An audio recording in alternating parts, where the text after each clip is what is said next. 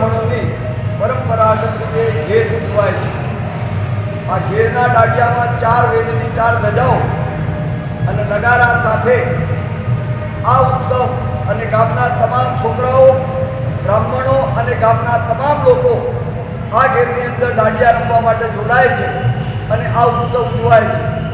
આ ઉત્સવ ઉજવવા પાછળ જેના ત્યાં પ્રથમ દીકરો આવ્યો હોય અથવા તો દીકરાની પ્રથમ હોળી હોય અને દીકરાના લગ્ન થયા હોય એની પ્રથમ હોળી હોય એવા લોકોને એ ઘેરિયાઓને અહીં આગળ આ જાત્રાની અંદર ઘેર રમવા માટે બાળકોને લાવવામાં આવે છે।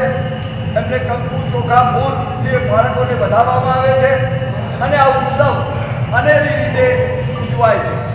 અને ફાગણ સુદ 14ના દિવસે દર વર્ષે ફાગણ સુદ 14ના દિવસે ઘેરિયા ચૌદસ તરીકેનો આ તહેવાર ઉજવાય છે।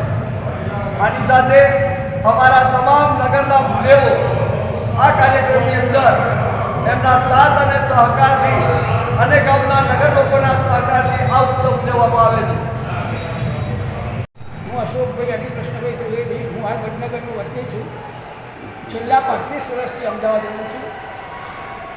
આ ઘેરૈયા ચૌદસ 700 થી 800 વર્ષથી આ મોટ બ્રાહ્મણો દ્વારા અને નગરજનો દ્વારા ઘેર કાઢવામાં આવે છે। આ ઘેરૈયા ચૌદસની અંદર ગામની અંદર જેના બાળકોનો નવો જન્મ થયો હોય, જેના લગ્ન થયા હોય એ બધો પરિવાર અહીં આવે છે। એમને ફૂલના હાર પહેરાવવામાં આવે છે, એમને ગુલાલ છાંટી એમને વધાવવામાં આવે છે। એ સાથે ગામના નગરજનો ભેગા થઈ અને માની ગોમછડી પોકારે છે। ગોમછડી પોકારતા પોકારતા નગર યાત્રા કરતાં કરતાં બજાર, કાપડ બજારમાં જાય છે। ત્યાં પણ સમગ્ર ગામના ભેગા લોકો થઈ ત્યાં પણ દાંડિયા રમાય છે। એ દાંડિયા ત્યાં રમાયા પછી એ ઘેર ફરતી ફરતી પાડાપુરના માર્ગ સાથે મણિયાર રોડ ઉપર થઈ અને પાછી મુઢવાડાના ચાચરે પાછી આવે છે।